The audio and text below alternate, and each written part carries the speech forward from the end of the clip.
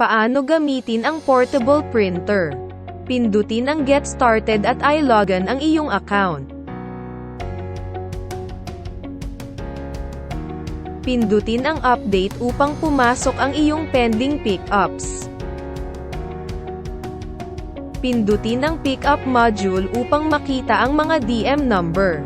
Piliin ang DM number upang lumabas ang mga waybill number na kailangang i-print. Pindutin ang Allow button upang mabuksan ang Bluetooth para makapag-connect sa printer.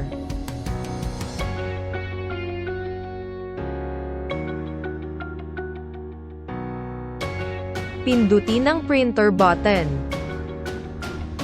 Pindutin ang Scan Bluetooth upang lumabas ang device name ng printer.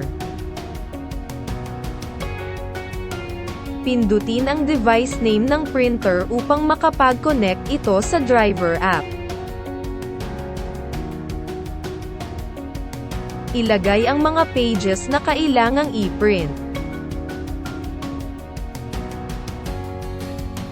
At pindutin ang Generate button upang makita ang mga pages na kailangang i-print.